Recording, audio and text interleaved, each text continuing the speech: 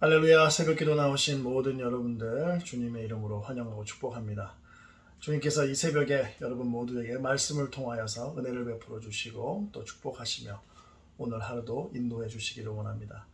오늘 말씀은요, 욥기서입니다. 5장 1절부터 16절까지 말씀입니다. 욥기 5장 1절부터 16절까지 말씀입니다. 하나님의 말씀입니다. 너는 부르짖어 보라. 내게 응답할 자가 있겠느냐? 거룩한 자 중에 내가 누구에게로 향하겠느냐? 분노가 미련한 자를 죽이고 시기가 어리석은 자를 멸하느니라. 내가 미련한 자가 뿌리 내리는 것을 보고 그의 집을 당장에 저주하였노라. 그의 자식들은 구원에서 멀고 성문에서 억눌리나 구하는 자가 없으며 그가 추수한 것은 줄인 자가 먹되 덫에 걸린 것도 빼앗으며 올무가 그의 재산을 향하여 입을 벌리느니라. 재난은 티끌에서 일어나는 것이 아니며 고생은 흙에서 나는 것이 아니니라. 사랑은 고생을 위하여 났으니 불꽃이 위로 날아가는 것 같으리라. 나라면 하나님을 찾겠고 내 일을 하나님께 의탁하리라. 하나님은 헤아릴 수 없이 큰 일을 행하시며 기이한 일을 셀 수 없이 행하시나니 비를 땅에 내리시고 물을 밭에 보내시며 낮은 자를 높이 드시고 애국하는 자를 일으키사 구원에 이르게 하시느니라. 하나님은 교활한 자의 계교를 꺾으사 그들의 손이 성공하지 못하게 하시며 지혜로운 자가 자기의 계략에 빠지게 하시며 간교한 자의 계략을 무너뜨리심으로 그들은 낮에도 어두움을 만나고 대낮에도 더듬기를 밤과 같이 하느니라. 하나님은 가난한 자를 강한 자의 칼과 그 입에서 또한 그들의 손에서 구출하여 주시나니 그러므로 가난한 자가 희망이 있고 악행이 스스로 입을 닦느니라. 아멘. 기도하시겠습니다. 할렐루야. 아버지 하나님 감사합니다. 아버지 하나님 오늘 이 말씀 통하여서 우리에게 말씀해 주시고 또 아버지 하나님 주님의 영광의 얼굴에 빛을 비춰주셔서 아버지 하나님 오늘 하루도 주님의 말씀 가지고 주님의 말씀을 기준 삼아 살아나가는데 조금 더 부족한 점 없도록 주님께서 붙잡아 주시고 역사하여 주시옵소서. 모든 말씀 예수님의 이름으로 기도드렸사옵나이다. 아멘. 엘리바스가 하는 말은요, 100% 맞는 말이 아닙니다. 또 반대로 100% 또 틀린 말도 아닙니다. 누구나 고난을 다 경험하고 또 어려움과 고통을 다 겪지 않습니까? 이유가 있는 고난과 고통이 있죠. 잘못된 식습관을 가지고 오랫동안 세월을 보낸다던가 또 과도한 스트레스를 받는 일, 또 어리석게 투자를 한다거나 약물을 남용하는 이러한 행동으로 자기의 몸을 혹사시키거나 또 잘못된 지식과 헛된 욕망을 위해서 돈을 사용하거나 또 투자하거나 그러면은 결과가 좋지 않을 수밖에 없습니다. 죄로 인해서 오는 고난도 있습니다. 왜 없겠습니까? 그렇지만 욥처럼 아무 이유 없이 그냥 고난이 찾아올 때도 있다는 것입니다.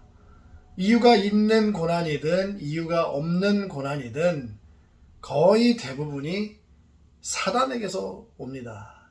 우리를 죄악에 빠뜨리고 세상의 것을 쫓게 만들어서 고난과 아픔을 겪게 하고 또 욥의 경우처럼 믿음 좋은 성도들로 하여금 하나님께 욕을 하고 또 저주하게 해서 또 하나님으로부터 떠나가게 하려는 경우도 있다라는 것입니다.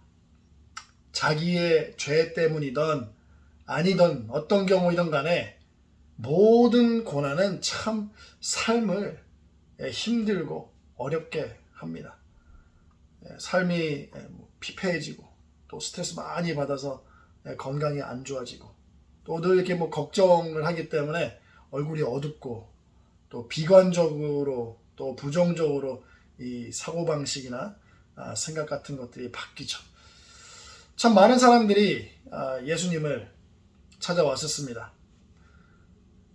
예수님이 온다는 소식을 듣고 보기 위해서 채통은 뒤로 하고 나무 위로 올라간 삭개오도 있었고 가늠한 여인은 예수님 앞으로 끌려왔고 혈루병을 앓고 있는 여자는 부정한 것이 들킬까 봐 뒤에서 몰래 따라와서 예수님의 옷자락을 만졌죠. 이 삭개오는 죄인보다 못한 셀이었고요. 가늠한 여자는 돌에 맞아 죽어야 할 운명에 놓인 공공의 죄인이었고, 혈루병을 앓던 여인은 거기 오는 것 자체가 부정한 것이었습니다. 근데 예수님께서는 그 어느 누구도 나무라지 않으셨어요. 오히려 같이 집에 들어가 밥을 드셨고, 더 이상 죄짓지 말라고 하시며 보내주셨고, 내 믿음이 너를 구원했다라고 하시면서 그 여인을 치유해 주시죠. 이 셋 말고도 정말 이 셀 수 없이 많은 사람들이 예수님을 찾아왔죠. 그리고 예수님께서는 그들을 만지시고 또 기도해 주시고 또 그들과 함께 이렇게 보냈습니다. 참 여러 다양한 사람들 예수님께서 만나시고 이렇게 관계를 맺으셨잖아요. 사실 이들의 잘못과 또 죄를 나무랄 사람이 있다면 그건 정말 예수님밖에 없죠. 그런데 예수님은 이들을 나무르지 않습니다. 그냥 보내지 않습니다. 쫓아내지 않습니다. 다 받아주시고 그리고 다 고쳐주셨어요. 예수님께서는 마가복음 2장 17절에서 이렇게 말씀을 하십니다. 예수께서 들으시고 그들에게 이르시되 건강한 자에게는 의사가 쓸데없고 병든 자에게라야 쓸데있느니라. 나는 의인을 부르러 온 것이 아니요 죄인을 부르러 왔노라 하시니라. 8절부터 16절까지 기록된 엘리바스의 말은 한마디만 빼고 전부 다 맞는 말입니다. 지금 모든 것을 잃은 슬픔과 머리부터 발끝까지 덮여있는 고통스러운 종기로 정말 정신없는 요백에 나라면이란 말을 빼고 대신 얼마나 힘들고 고통스럽니, 얼마나 어렵니, 얼마나 아프니, 자 우리 하나님을 찾고 모든 일을 하나님께 의탁하자 라고 했다면 정말 좋았을 텐데 말이죠. 이 나라면 이란 이 한마디, 이 한 단어가 정말 상처에 소금을 바르는 것 같은 역할을 하는 거잖아요. 신학교 때 상담학 수업을 몇 개를 들었었는데 그 중에 굳이 한국어로 번역한다면 기도로 하는 목양이라는 수업이 있었어요. Prayer as Pastoral Care 이라는 수업이 있었습니다.